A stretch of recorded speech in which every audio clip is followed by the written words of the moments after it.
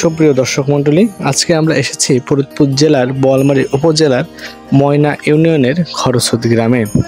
এই গ্রামে এই যে জমিদার বাড়িটি আপনারা দেখতে পাচ্ছেন, এটাই হচ্ছে ঈশানচন্দ্র ঘোষের পৈতৃক ভিটা।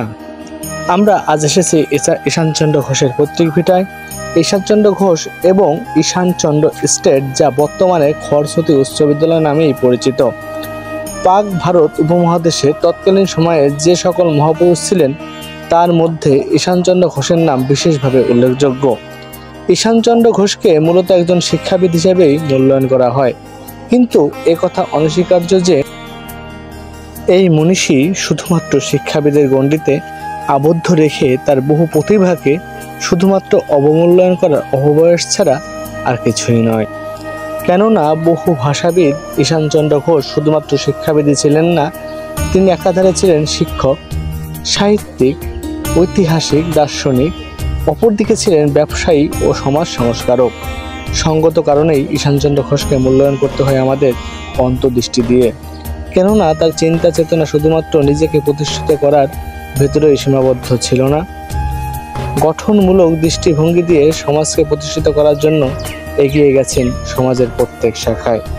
ঈশানচন্দ্র ঘোষ 1858 সালের মে মাসে তৎকালীন যশোর জেলার বোয়ালমারী উপজেলার ময়না ইউনিয়নের অন্তর্গত খরস্রোতি গ্রামে জন্মগ্রহণ করেন। 8 ভাই বোনের ভিতর ঈশানচন্দ্র ছিলেন জ্যেষ্ঠ। পিতা ছিলেন একজন দরিদ্র স্বল্প বেতনের গোমস্তা। মাত্র 10 বছর বয়সে ঈশানচন্দ্র পিতৃহারা হন এবং মা কালীতারা দেবী কন্যা পুত্র সন্তানদের নিয়ে দারুণ মানবতার জীবনযাপন করতে থাকেন। ঈশানচন্দ্র ঘোষের পারিবারিক ইতিহাস তেমন কিছু পাওয়া যায় না, তবে বিশিষ্ট শিক্ষাবিদ ডক্টর সুবোধচন্দ্র সেনগুপ্ত থেকে জানা যায়, ঈশানচন্দ্রের প্রায় 6-7 পুরুষ খরস্রোতি গ্রামেই বসবাস করতেন। ঈশানচন্দ্র ঘোষের ছাত্রজীবন অত্যন্ত মেধাবী ছাত্র হিসেবে তিনি কৃতিত্ব সাক্ষ্য রেখেছেন।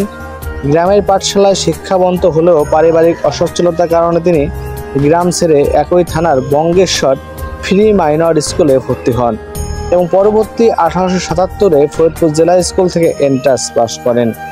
এখানে তিনি থেমে থাকেননি। উচ্চশিক্ষা লাভের আশায় পরবর্তীকালে তিনি কৃতিত্বের সঙ্গে কলকাতার মেট্রোপলিটন ইনস্টিটিউশন থেকে বৃত্তিসহ এফএ এবং জেনারেল ইনস্টিটিউশন থেকে বিএ পাশ করেন। 1882 সালে কৃতিত্বের সঙ্গে ইংরেজিতে এমএ পাশ করেন। ঈশানচন্দ্র ঘোষ 1874 সালে মাত্র 15 বছর বয়সে বিবাহ করেন বঙ্গেশ্বরদী গ্রামের গঙ্গাধর নাগের প্রথম কন্যা শশীমুখীর সঙ্গে। ঈশানচন্দ্রের কর্মজীবন সম্পর্কে বলতে গেলে তার জীবনকে কয়েকটি ভাগে ভাগ করা যায়, যেমন সাহিত্যিক ঈশানচন্দ্র, শিক্ষক ঈশানচন্দ্র, ব্যবসায়ী ঈশানচন্দ্র। তিনি শিক্ষা জীবন শেষ করেই নড়াইল হাই স্কুলের প্রধান শিক্ষক হিসেবে কর্মরত ছিলেন। তারপর তিনি বোয়ালমারী জজ একাডেমি প্রতিষ্ঠিত হলে সেখানকার প্রতিষ্ঠাকালীন প্রধান শিক্ষক হিসেবে যোগদান করেন। তার কিছুদিন পর কলকাতার তৎকালীন প্রেসিডেন্ট বিভাগের ডেপুটি স্কুলে ইন্সপেক্টর পদে চাকরি গ্রহণ করেন। অতঃপর প্রায় 7 বছর অতিবাহিত হওয়ার পর 1916 সালে ব্রিটিশ সরকারের সিদ্ধান্তে ঈশানচন্দ্র, যিনি প্রথম বাঙালি, কলকাতার ডেভিড হেয়ার স্কুলের প্রধান শিক্ষক হিসেবে দায়িত্ব গ্রহণ করেন। 1921 সাল থেকে 1925 সাল পর্যন্ত ঈশানচন্দ্র নিখিল বঙ্গ শিক্ষক সমিতির সভাপতি হিসেবে বিশেষ দায়িত্ব পালন ছাড়াও ফাঁকে ফাঁকে বিভিন্ন সংবাদপত্রে লেখালেখি করেন। দারুণ ব্যস্ত হয়ে পড়েন তিনি। সংস্কৃতি, পল্লী, হিন্দি, ইংরেজি ভাষা ছাড়াও এই সকল ভাষার দক্ষতার পরিচয় দেন। সমাজ ও সাহিত্যিক ঈশানচন্দ্র ঘোষের অবদান অপরিসীম। সমাজের উন্নয়নের জন্য তিনি নানাবিধ কাজ করেছেন।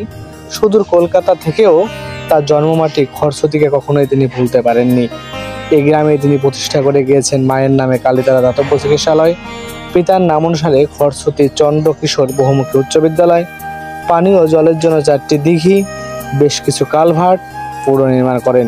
শুধু খরস্রোতিই নয়, উপজেলার বঙ্গেশ্বরদী স্ত্রীর নাম অনুসারে শশীমুখী দাতব্য চিকিৎসালয় স্থাপন সহ নির্মাণ করেন বেশ কিছু রাস্তা। সমাজ উন্নয়নের পাশাপাশি ঈশানচন্দ্র ঘোষ বাংলা সাহিত্যের বিশেষ অবদান রাখেন, যার মধ্যে রয়েছে নতুন শিশুপাঠ, হিতোপদেশ, ভারতবর্ষের ইতিহাস, মহাপুরুষ চরিত্র ইত্যাদি। এ সকল গ্রন্থ তৎকালীন সময়ে প্রাথমিক ও মাধ্যমিক শিক্ষা বিভাগে বিশেষভাবে পাঠ্য ছিল। জানা যায় এ সময় তিনি ইংরেজিতে বেশ কিছু পাঠ্যপুস্তক রচনা ও সম্পাদনা করেন। উল্লেখিত গ্রন্থসমূহ ঈশানচন্দ্র ঘোষের মূল কীর্তি নয়, তার মূল কীর্তি হলো পালি ভাষা থেকে জাতক বাংলার বঙ্গানুবাদ। জাতক আজ বাংলা সাহিত্যের দুর্লভ একটি গ্রন্থ। ঈশানচন্দ্র ঘোষ সাহিত্যের পাশাপাশি কাব্য চর্চায় গভীর নিমগ্ন ছিলেন। তার অসংখ্য কবিতা বিভিন্ন গ্রন্থে ছড়িয়ে ছিটিয়ে আছে। ঈশানচন্দ্র ঘোষ পাক ভারত উপমহাদেশে একজন গুণী বুদ্ধিজীবীদের তালিকায় শীর্ষস্থানীয়। তার জীবন পঞ্জি সহ বিভিন্ন লেখকের লেখা থেকে এর প্রমাণ মেলে। নেতাজি সুভাষচন্দ্র বসু, সুবোধ সেনগুপ্ত, মিস্টার জেমস সহ বিভিন্ন ব্যক্তিত্বের সঙ্গে তার হৃদ্যতা ছিল গভীর। দীর্ঘকায় ছিন্ন শরীরের অধিকারী এবং মহান ব্যক্তিত্ব, প্রথম জীবনের দারিদ্রতার ভিতর থেকে আসলেও শেষ জীবন অগাধ সম্পদ রেখে মাত্র ৭৭ বছর বয়সে ১৯৩৫ সালের ২৮ অক্টোবর দেহত্যাগ করেন।